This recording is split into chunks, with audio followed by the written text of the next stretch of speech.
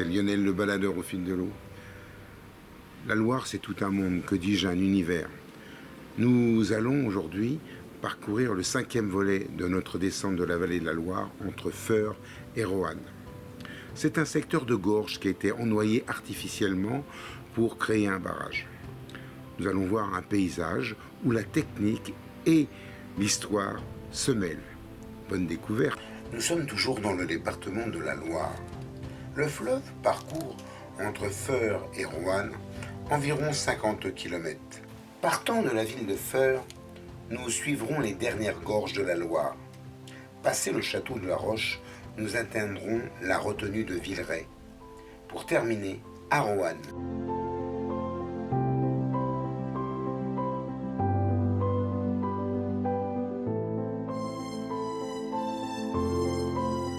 Dans notre précédent film, nous terminions à Feurs, ancienne capitale régionale. Nous redémarrons au pont et au barrage de cette ville.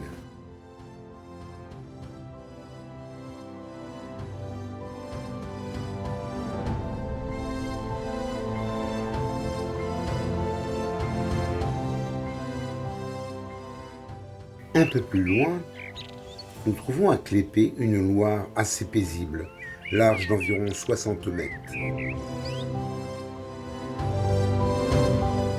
Clépée est un village à l'écart du fleuve, sur la hauteur.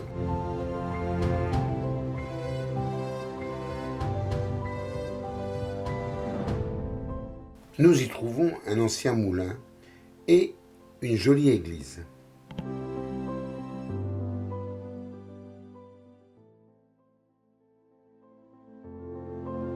Une tour de 22 mètres de haut subsiste d'un très vieux château fort médiéval datant de 1450. Ce château fut démantelé en 1667 sur ordre de Richelieu.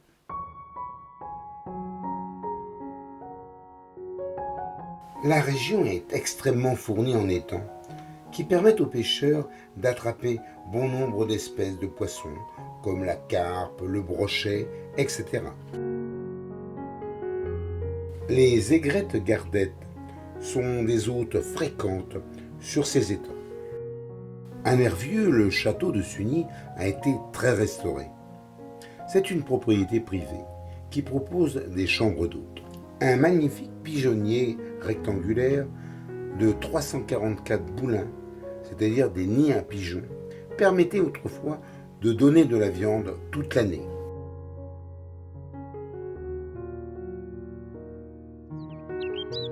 Nous atteignons Baldigny, où les bords de Loire ont été bien aménagés, permettant d'observer les arbres comme les peupliers noirs, les érables négundu ou les saules.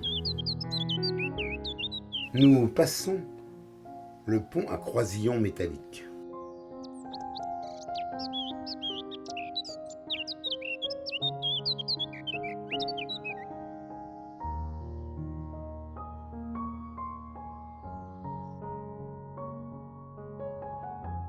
À Baldigny, on peut constater que la Loire se diversifie et fait des bras morts. On les appelle ici les boires. La rivière cherche son passage entre les bancs de sable qui lui font un chenal. Les terres limoneuses permettent la culture et l'élevage.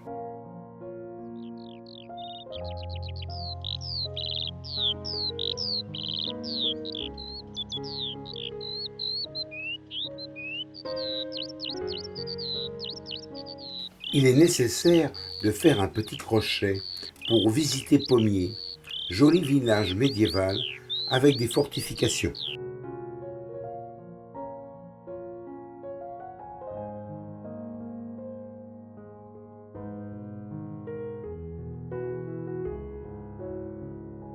Ces dernières entourent le village, qui possède un prieuré rattaché à l'abbaye de Cluny.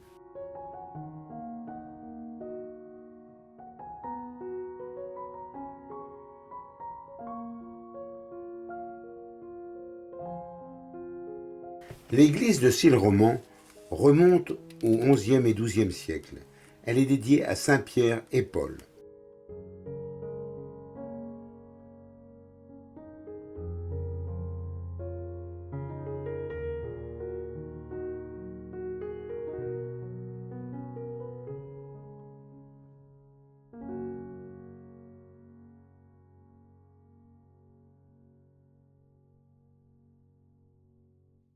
Nous passons le viaduc de Chessieux qui relie Baldini à Saint-Georges-en-Barrois, en traversant le fleuve. Il a longtemps supporté par le passé une ligne de chemin de fer. Puis la rivière atteint le pont de Pinay. De 1700 à 1860, 250 000 rambertes, bateaux chargés de charbon venant de Saint-Étienne, passaient ici dans un secteur très dangereux, car la rivière n'était pas régulée.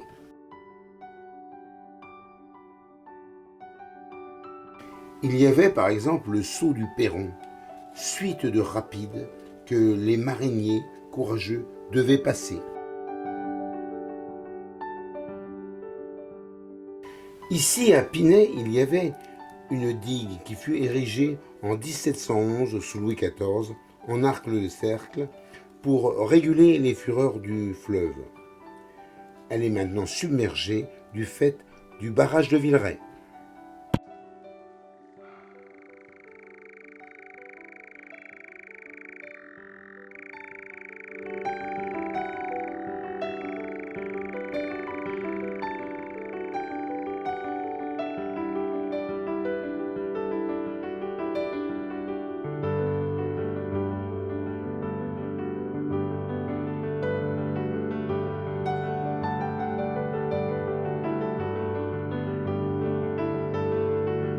À Saint-Priest-la-Roche se dresse sur la Loire le château des Roches, véritable verrou sur le fleuve.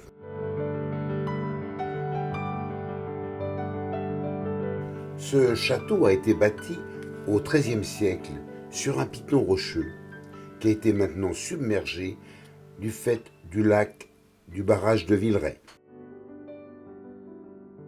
La digue d'accès est maintenant une sorte de barrage servant à freiner la rivière. C'était à la fois un lieu de péage féodal et aussi résidence seigneuriale en été. À l'arrière du château, on peut voir les gorges, toutes proches.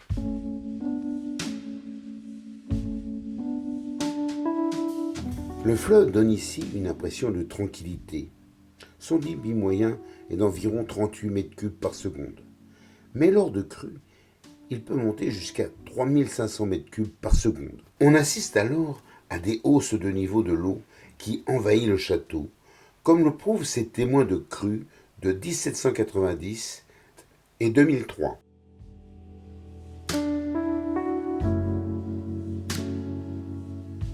Nous continuons notre parcours vers le barrage de Villeray. On peut constater que le plan d'eau s'étale et emplit largement les gorges.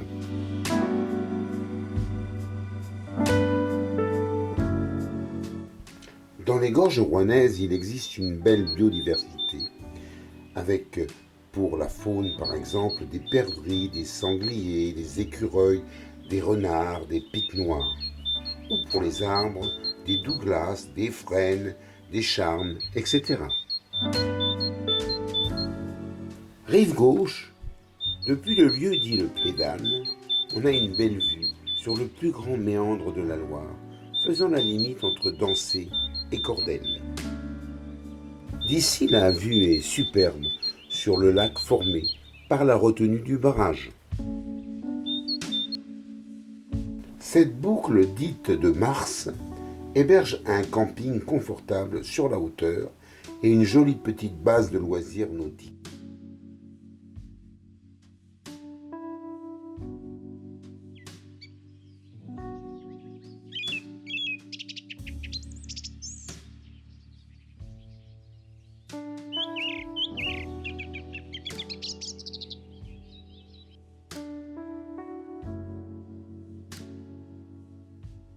Puis, nous passons le pont de la Prelle à Bully.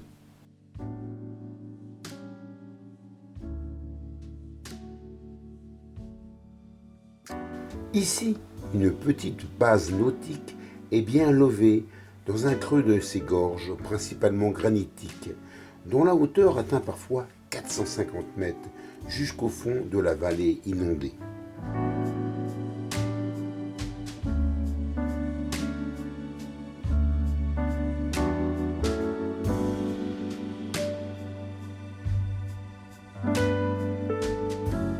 Sur les hauteurs de Saint-Jean-Saint-Maurice, on a une vue très large vers l'est sur les monts du Lyonnais et au nord-ouest sur les derniers monts du Forez. On rencontre parfois des carrières où on exploite la pierre granite ou l'arène granitique. Église de Saint-Jean-le-Puy. Saint-Maurice-sur-Loire est à la fois un site médiéval et Renaissance, avec des enceintes de fortifications toujours debout.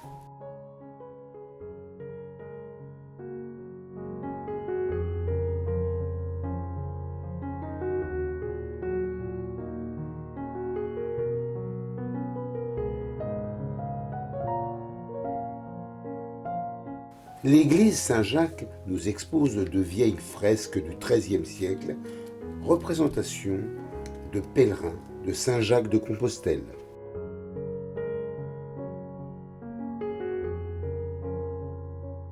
De l'ancien château fort subsiste un donjon de 17 mètres de haut.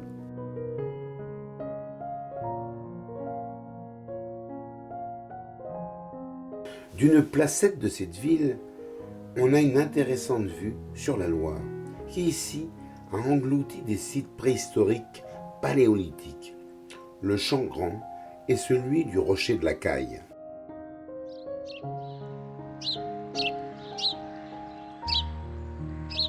Nous atteignons le village perché de Villeray.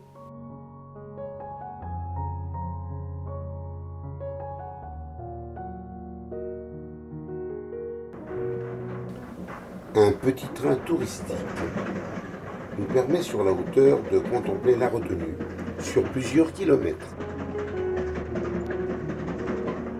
Le barrage génère une retenue de 770 hectares qui remonte jusqu'à Baldigny. Ce barrage a été construit de 1983 à 1984. C'est un barrage poids, c'est-à-dire qu'il retient l'eau grâce à sa masse de béton et de ses constituants. Le barrage qui barre la Loire en limite des communes de Comelles, Vernay et Villeray a permis l'installation d'une base de loisirs avec plage sur les bords de la retenue. Le rôle de ce barrage est d'écrêter les crues, protégeant l'aval, et en premier, la ville de Roanne. Ensuite, il régule le débit de la Loire à environ 60 mètres cubes par seconde. Et enfin, il génère 167 mégakilowatts par an d'électricité. Un peu plus loin, nous arrivons ensuite au pont de granit de Villeray-Comelles. La Loire est devenue tranquille, assagie par la régulation du barrage.